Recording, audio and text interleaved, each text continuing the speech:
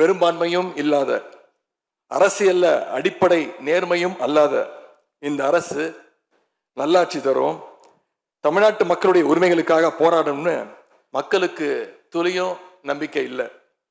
முக்கியமான ஒரு விஷயத்தை இங்க நான் பதிய வைக்க விரும்புகிறேன். உங்களுக்கு ஓட்டு போட்ட மக்களே நடக்கிறதெல்லாம் பார்த்துட்டு ஒரு பெரிய தப்பை பண்ணிட்டோமோன்னு இன்னைக்கு வருத்தப்பட ஆரம்பிச்சிட்டாங்க. மக்களுடைய அந்த உணர்வை வெளிப்படுத்தும் விதமா இந்த ஓட்டெடுப்பில் கலந்துக்காம திராவிட முன்னேற்ற கழக உடன்பிறப்புகள் உறுப்பினர்கள் நாங்க வெளிநடப்பு செய்ய போறோம்.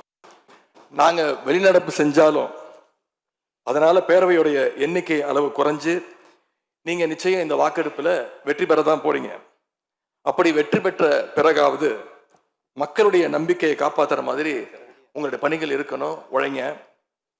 எங்க தலைவர் திரு முத்துவேல் கருணாநிதி ஸ்டாலின் அவர்கள் கடந்த 5 வருஷமா ஒவ்வொரு குடும்பத்துக்கும் பார்த்து பார்த்து திட்டங்களை நிறைவேற்றி கொடுத்தார். அந்த திட்டங்களை எல்லாம் நீங்க தொடரணும். தயவு செஞ்சு அதில் அரசியல் செய்ய வேணாம். ஏன்னா இந்த மாசம் 15ஆம் தேதி கலைஞர் மகளிர் உரிமை 1,31,00,000 தாய்மார்கள் காத்துக்கிட்டு இருக்கிறாங்க. அந்த 1000 ரூபாய் வருமா அப்படின்னு காத்துக்கிட்டு இருக்கிறாங்க. அதே மாதிரி புதுமை பெண் திட்டம், தமிழ் புதுவன் திட்டங்கள்ல காலேஜ் போற ஸ்டூடெண்ட்ஸ் அவங்களுக்கு வர மாசம் வர கல்வி ஊக்கத்தொகை 7ஆம் தேதி கொடுத்துருக்கணும். இது வரைக்கும் வரல, அவங்களும் காத்துக்கிட்டு இருக்கிறாங்க. இப்ப ஸ்கூல் இல்லைனாலும் ஜூன் 2ஆம் தேதி ஸ்கூல்ல ரீஓபன் பண்ண போறாங்க. அப்ப காலை உணவு திட்டத்துக்காக பள்ளி மாணவர்கள்லாம் காத்துக்கிட்டு இருக்கிறாங்க. இப்படி பல்வேறு திட்டங்கள், நான் முதல்வன் திட்டம், தாய் மாணவர், அன்பு கரங்கள்னு பல்வேறு திட்டங்களுடைய பயனாளிகள்லாம் ஆவலோடு காத்துக்கிட்டு இருக்காங்க. இந்த அரசு என்ன செய்ய போகுதுன்னு காத்துக்கிட்டு இருக்கிறாங்க. அதனால நான் உங்ககிட்ட கேட்டுக்கொள்றது, மாண்புமிகு முதலமைச்சர் அவர்கள் பதவியேற்றதும் தன்னுடைய முதல் உரையில அவகாசம் வேணும்னு கேட்டீங்க. நிச்சயம் அவகாசம் எடுத்துக்கோங்க.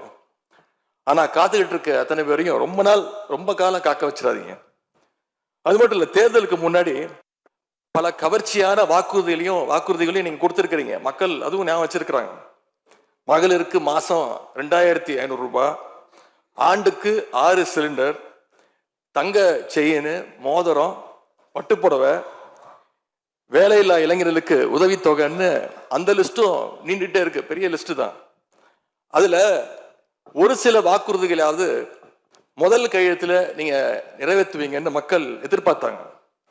நீங்க வாக்குறுதிகளை சொல்லும் போது நடைமுறைக்கு சாத்தியமானதை மட்டும்தான் சொல்றேன்னு எல்லா கூட்டத்திலையும் திரும்ப திரும்ப சொல்லியிருக்கிறீங்க. எனவே அதை விரைந்து செஞ்சு காட்டுங்க. இந்த நேரத்தில் எங்க திராவிட மாடல் ஆட்சியை பத்தி நான் ஒன்னே ஒன்று மட்டும் குறிப்பிட விரும்புறேன். நாங்க ஆட்சிக்கு வரும்போது 2021 கடுமையான கோவிட் பெருந்தொற்று காலம், செகண்ட் வேவ்.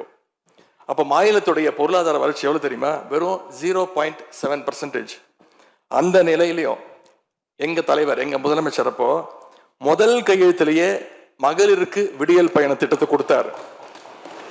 முதல் நாளே எல்லா குடும்பங்களுக்கும் 4,000 ரூபாய் லாக்டவுன் உதவித்தொகையை எங்க முதலமைச்சர் கொடுத்தார். ஆவின் பால் விலை குறைப்பு, இப்படி முதல் நாளே 5 கோப்புகள்ல கையெழுத்து போட்டார். ஒரே மாசத்துல தேர்தல் அறிக்கையில சொன்ன மாதிரி பெட்ரோல் விலைய லிட்டருக்கு 3 ரூபாய் குறைப்பதற்கான உத்தரவையும் எங்க முதலமைச்சர் போட்டார். இப்படி கடுமையா உழைச்சதுனால இன்னைக்கு 5 ஆண்டு முடிவில் இந்தியாவிலேயே பொருளாதார வளர்ச்சியில நம்பர் 1 மாநிலமாக இன்னைக்கு தமிழ்நாட்டை எங்களுடைய தலைவர் மாத்தி காட்டியிருக்கிறார். நாங்க நம்பர் 1 மாநிலமா மாத்திட்டு தான் போயிருக்கோம்.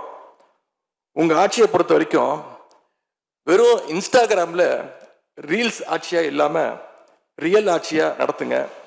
அது மட்டும்தான் மக்களுடைய கோரிக்கை. எங்களுடைய தலைவர், திராவிட முன்னேற்ற கழகத்துடைய தலைவர் முத்துவேல் கருணாநிதி ஸ்டாலின் அவருடைய கட்டளையின்படி நீங்க ஆட்சியை தொடர நாங்க தடையா இருக்க விரும்பல.